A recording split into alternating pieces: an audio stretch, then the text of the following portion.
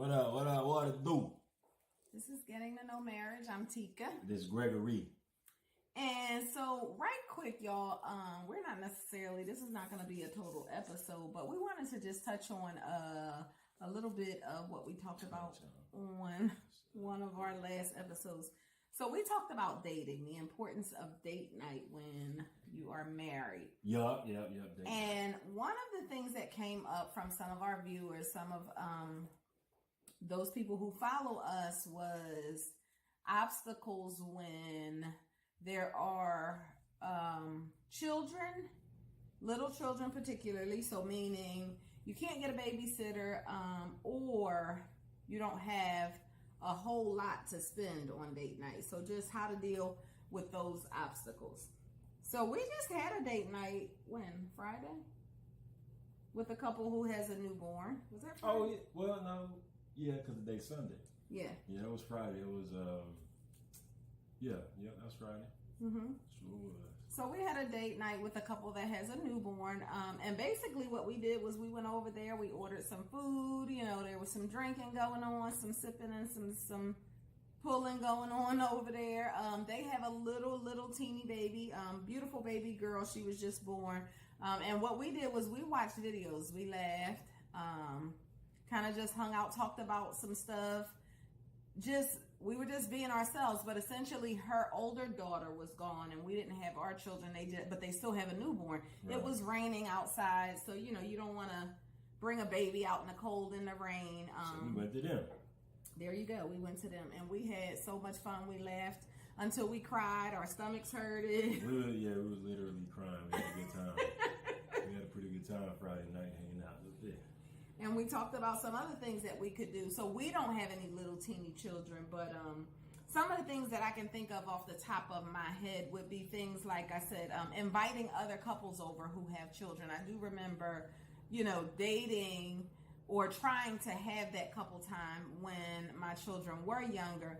And the important thing is connecting with other couples also who have children, because when you do that, then you can get the little people together to kind of occupy each other while you guys have your time to yourself.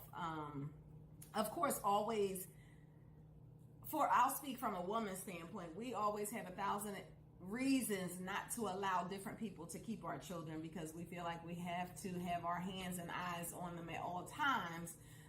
But you can always also have a younger person, maybe a teenager, come to the house or be where you're going to be in another room with the children, so that unless there's an emergency, they don't need to distract you or take time away from you and your spouse, whatever you guys have going on. And again, that's a way for you guys to have date night at the house without spending a whole lot of money. Well, if they anything like my parents was back in the day, the kids just go in the room. Right. Ain't no chaperone, ain't no babysitter for the chaps in the room. Just go in the room. If you come out, you're getting in trouble. And if we hear some lumping, thumping, and bumping, it's gonna be over. That's true too. Ain't no coming out to get no water. Ain't none of that. You just stay upstairs or down the hall somewhere and the grown folks is in a different room doing what we do.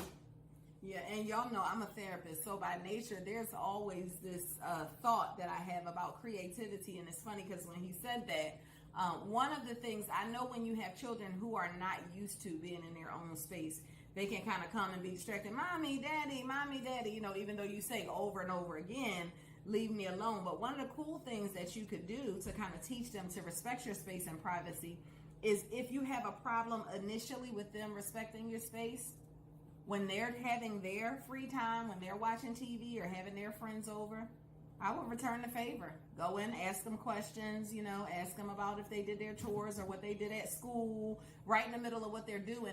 And not so much to agitate them, but sometimes you have to get creative with how to teach a kid a lesson. And then remind them, like, this is exactly what it feels like when daddy and I are doing what we do, or when I'm with my significant other. So can you please just give us our time? And just because we don't have any kids don't mean we don't want to hang with people that have kids. You know what I'm saying? Like, we know we have children, so we know how to compromise. Right. Just like Friday night, we go to them. Or like she said, we have company where more than one person might have kids. Yeah. And we got plenty of entertainment. Right. You know, from video games to card games to board games. Exactly. So the kids can be doing their own thing in the room, you know, and adults can be doing their own thing. You know what I'm saying? So it don't have to be, well, I got kids, so I can't come out. Right. Now, if the kids is bad, you know better. Keep them in the house. Don't take them to nobody's house where they're going to be tearing up nothing, putting holes in walls, because then you're going to mess up the whole friendship and everything. So leave them at the house. And one of the other things before we go, one of the other things that I can think about, even if you want to have date night alone, you don't want to bring other people in, that's where it becomes very, very important to have your children on a schedule. Because if your children are on a schedule and you know they go to bed at 8, 9 o'clock, whatever it is, you have the ability to, you know, put them to bed, make sure dinner is done, put them to bed, and you know they're going to lay down, go to sleep, and you have your time with your spouse, whether you guys watch a movie or if you're like us and movies put you to sleep really easy, maybe an episode, something that's funny, like he said, board games. You guys can make a dessert together, anything, you know, make a silly video. The other day we were out riding on our motorcycles and my husband was listening to music. And we had been, just that day, we just decided we were going to go out, just do whatever, randomly have fun. And we were at the light, and a song came on. He's like, all right, if I get off and dance, are you going to get off and dance with me? And I'm like, let's do it, you know? So you can turn anything into date night, date day. It's just about the moments that you're making. We got off the bikes at the stoplight in Charlotte. And we probably danced a good minute or two at the stoplight. That's how long the light was red, but we just danced at the light. And by the time the song went off and we got back on our bikes, the light turned green, like it was just perfect timing.